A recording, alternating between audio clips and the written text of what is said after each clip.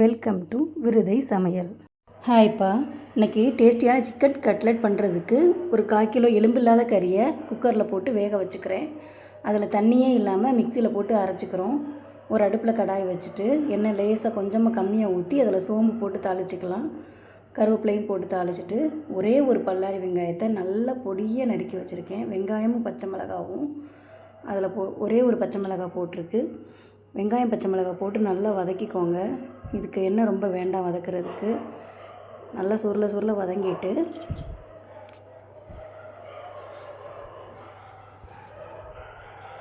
நல்லா வதங்கின உடனே ஒரே ஒரு ஸ்பூன் மட்டும் இஞ்சி பூண்டு பேஸ்ட் போட்டுக்கோங்க.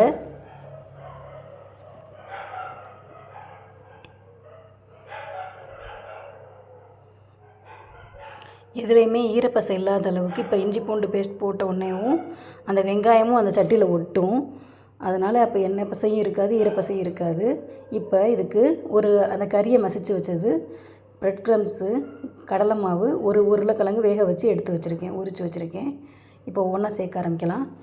மஞ்சத்தூள் ஒரு பிஞ்ச் அளவுக்கு மஞ்சத்தூள் போட்டிருக்கு. ஒரு அரை ஸ்பூன் மிளகாத்தூள் போட்டிருக்கேன். 1 ஸ்பூன் மல்லித்தூள் போட்டிருக்கு. கரம் மசாலா ஒரு அரை ஸ்பூனு. இது போதும்.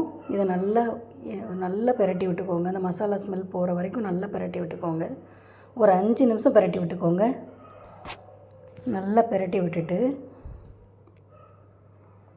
இப்போ கடலை மாவு எடுத்து வச்சுருந்தோம் இல்லையா, அதில் 2 ஸ்பூன் கடலை மாவு 2 ஸ்பூன் கடலை மாவை போட்டுட்டு அதுவும் அதில் இருக்கிற ஈரப்பசை எல்லாம் போகிற அளவுக்கு நல்லா வதக்கிக்கோங்க. கடலை மாவு போட்ட உடனே இப்போ அதில் இருக்கிற கொஞ்சம் நஞ்ச ஈரப்பசமும் போயிடும். நல்லா ஃப்ரை பண்ணதுக்கப்புறம் நல்லா மணலாக வந்துடும். இப்போ நம்ம வேக வச்சு மிக்சியில் அடித்து வச்ச கறி, இந்த வேக வைக்கிறப்பவே இதில் மஞ்சள் உப்புலாம் போட்டு தான் வேக வச்சேன். எலும்பில்லாத கறி 1/4 கிலோ எடுத்திருக்கேன். நல்லா அடுப்பில் வச்சே பிசைஞ்சு விட்டுக்கோங்க. நல்லா சூட்டோடு பிசைஞ்சு விட்டுட்டு இப்போ உப்பு போட்டுக்கிறோம். இது எல்லாத்துக்கும் தேவையான அளவு உப்பு போட்டுக்கிறோம். கறியில் ஏற்கனவே உப்பு இருக்குது.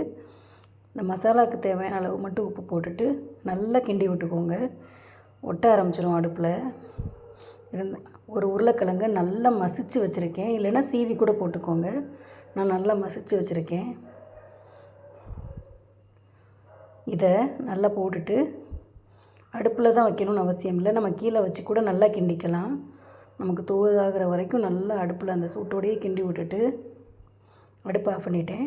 கீழே இறக்கி வச்சுட்டு ஒட்டாத அளவுக்கு நல்லா பிடிக்கிறதுக்கு சூப்பராக வரும். ஏன்னா நல்லா கொஞ்சம் கூட இதில் ஈரப்பசமே இல்லையா, நல்லா வரும். நல்லா கிண்டி விட்டுட்டு கொஞ்சோண்டு மல்லி இலை தூவி விட்டுட்டு இப்போ நம்ம இதை வடை பிடிக்கிற மாதிரி நல்லா பால் மாதிரி உருட்டி நல்லா பிசைஞ்சு விட்டுட்டு பாருங்கள் எவ்வளோ சூப்பராக இருக்குன்னு. பிடிச்சு பார்த்தா நல்லா வந்துச்சு. இப்போ இதை உரமாக வச்சுக்கிறோம். இப்போ ஒரு பவுலில் 2 முட்டையை அடித்து ஊற்றி கொஞ்சோண்டு மிளகுத்தூளும் உப்பும் போட்டு அடித்து வச்சுக்கிறோம். சில பேர் இதுக்கு எனக்கு மஞ்சக்கரு பிடிக்காதுங்கிறவங்க மஞ்சக்கரு போடாதீங்க, போடலைன்னா நல்லா தான் இருக்கும். இப்போ அதை தட்டி வச்சு முதல்ல எல்லாத்தையும் வடை மாதிரி தட்டி வச்சுக்கிறோம் ஒரு தட்டில். இதை கொஞ்சம் கொஞ்சமாக எடுத்து முட்டையில் முக்கிட்டு அதுக்கப்புறம் ப்ரெட் க்ரம்ஸ்லேயும் முக்கிட்டு மறுபடியும் அதை இன்னொரு பாத்திரத்தில் எடுத்து வச்சுக்கிறேன். எல்லாத்தையும் போட்டு இப்போ இது இப்படி எடுத்து வச்சுட்டு 18 பீஸுக்கு மேலே வந்துச்சு. அடுப்பில் நல்லா எண்ணெயை நல்லா ஹீட் பண்ணிவிட்டு அடுப்பை சிம்மில் வச்சுட்டு ஒவ்வொன்றையாக போட்டு எடுக்கிறோம். 2 பக்கம் பிரட்டி விட்டுக்கோங்க. நல்லா குலோப் ஜாமுன் கலருக்கு வரணும். ப்ரௌன் கலருக்கு வந்தவுடனே எண்ணெயெல்லாம் நல்லா வடிச்சிட்டு எடுத்துக்கிறேன். ரொம்ப சூப்பராக வந்திருந்தது. இது ரொம்ப நேரம் வேக விடணும்னு அவசியம் இல்லை, ஏன்னா எல்லாமே உள்ளே இருக்கிற எல்லாமே நல்லா ஏற்கனவே வெந்தது தான், நம்ம வேக வச்சு எடுத்தது தான். மேலே உள்ளது நல்லா வேகணும், கோட்டிங் மட்டும். அதனால் கொஞ்சம் பொறுமையாகவே அடுப்பு சிம்மில் வச்சுட்டே பண்ணுங்கள். அடுத்தடுத்து போடுறோம். இது ஏன்னா இப்போ நம்ம முட்டையோட மஞ்சள் கரு போட்டதுனால தான் இப்படி முறையாக வருது. மஞ்சக்கரு போடாமல் வெள்ளைக்கரு மட்டும் போட்டிருந்தோம்னா, வெள்ளை மட்டும் போட்டிருந்தோம்னா நல்லாயிருக்கும். எனக்கு பிரச்சனை இல்லைன்றதுனால நான் போட்டேன். நீங்கள் போடணுன்னா போட்டுக்கோங்க, இல்லைன்னா வேண்டாம். இப்போ எல்லாத்தையும் போட்டு பொரித்து எடுத்து வச்சாச்சு. ரொம்ப டேஸ்ட்டாக இருந்தது. ரொம்ப ரொம்ப டேஸ்டியான சிக்கன் கட்லட் ரெடி ஆயிடுச்சு.